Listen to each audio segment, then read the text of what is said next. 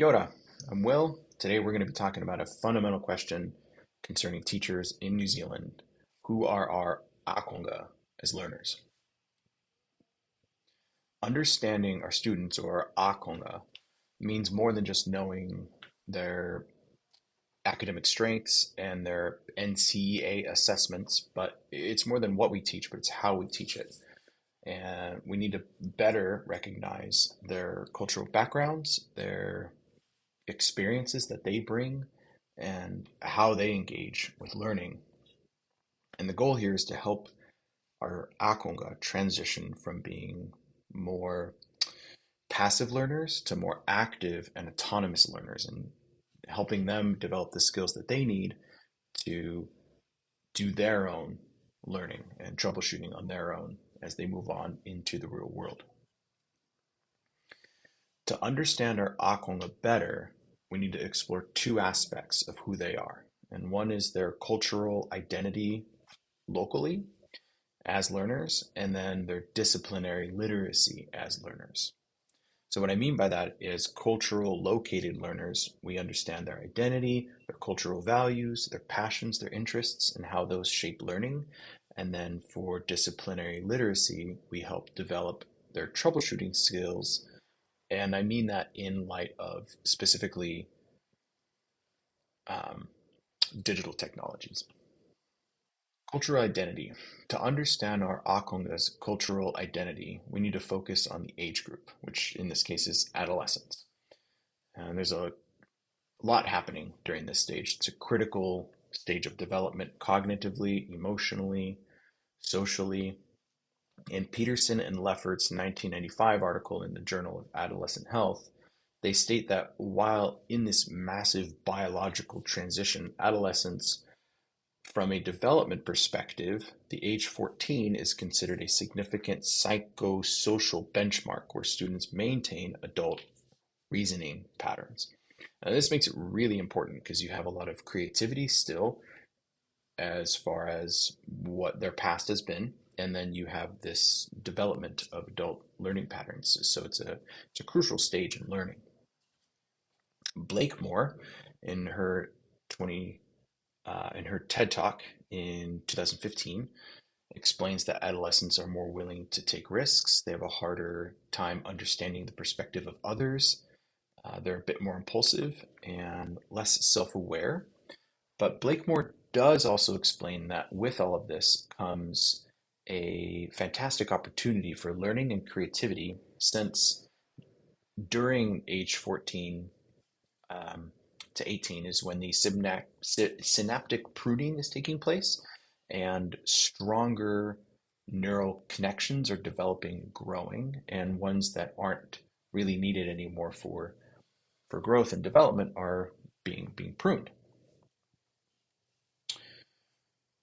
In their 1997 article in Adolescent Medicine, Ryan and Futterman write that conscious sexual identity awareness and formation accelerates.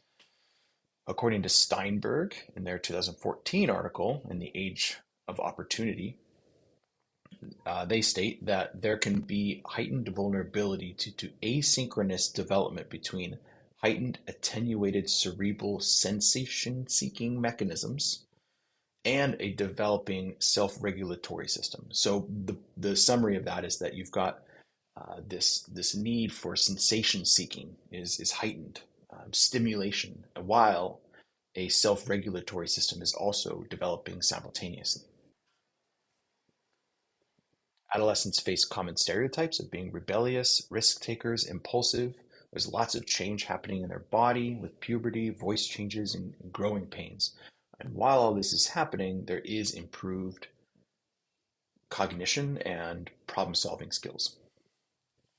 The fear of failure can paralyze students, particularly in computational thinking.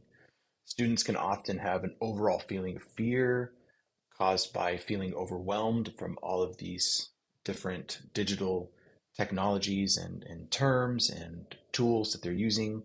The fear of failure can prevent them from even starting the task that they've been asked to do, and not wanting to be viewed as being the student who's behind. every student does bring a cultural lens to the classroom, and it's very important. It's shaped by their whānau, their iwi, and their community. Te Aro Maori emphasizes rangatiri ki te rangatira, which means chief to chief, or learning as partnership, not a hierarchy. Right now in New Zealand, our ākonga are coming from even more diverse ethnic backgrounds. According to the Education Review Office, contrasting surveys between 2009 and 2017 show that New Zealand's high schools' role is becoming more and more diverse. These can bring different language perspectives, redefining what normal means for each of them. It's important as teachers for us to be asking questions and actively listening and encouraging participation to gain insights from their unique perspectives. Te Tiriti o Waitangi informs educational practices in Aotearoa. Recognizing these ensures Maori learners see themselves reflected in the curriculum. Some of the strategies here to bring about these cultural differences and to help mitigate fear of failure is to walk around. As simple as that sounds, but as a teacher, walking around in the classroom and offering support without it feeling like surveillance, asking if you can help, normalizing conversations with the teacher so that it doesn't feel like when I do go and speak to one student, it feels normal. The teacher goes by and speaks to everybody. Encouraging peer collaboration, so the people that are next to them, asking questions and seeking help, and then also modeling uncertainty to help students see errors as learning steps. So as a teacher, it's very important for us to be willing to ask questions and say we don't know and we need to research things. And if a student says that what we has more updated information for us, as teachers, it's important for us to glean that as well, especially from digital technologies where things are moving so quickly and there's new tools coming up all the time. So now we switch from cultural identity into disciplinary literacy to learn who our ākonga are. In order for our ākonga to become autonomous learners, they also need to develop disciplinary literacy.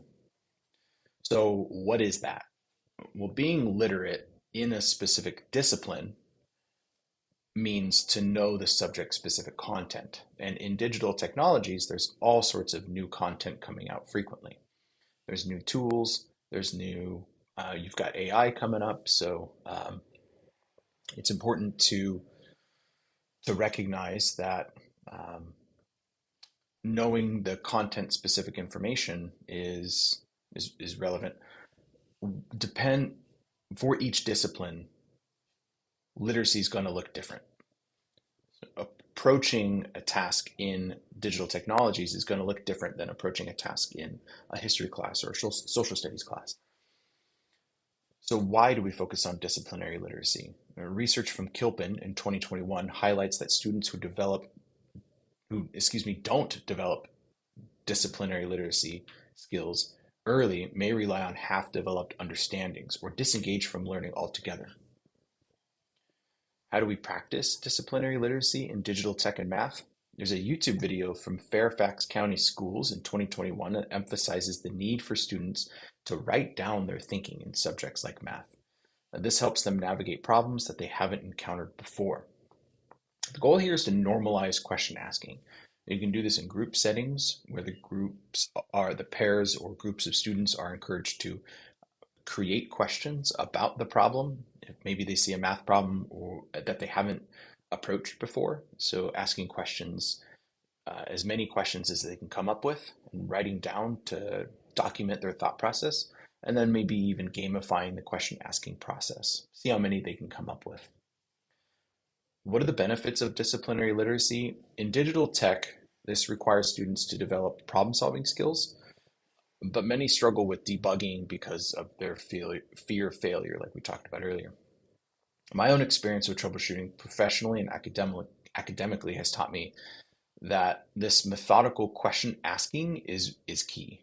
So rather than seeing errors as a failure, we see them as stepping stones into mastery, and learning to ask questions and then gaining The confidence of knowing that we can ask questions and then we can bring those questions to people who might be able to help us will provide confidence to the students in troubleshooting.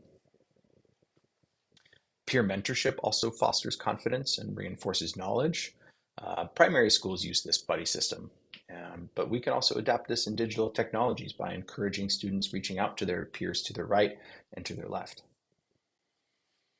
The students pair up to write down questions, to come up with questions to ask, and explain debugging steps without seeking help from me, from the teacher. Disciplinary literacy is about a culture of normalizing question asking and having students write down their questions and then documenting their thought processes. So the two key takeaways we take away from this is cultural identity is about embracing their identity and their passions. The students do thrive when their learning connects to their culture and their interests. And then also learning disciplinary literacy, normalizing failure and curiosity, and building confidence in where mistakes are seen as learning opportunities and questions help us drive deeper understanding. So incorporating both, we then ensure that students feel seen, supported, and empowered to succeed. Thanks.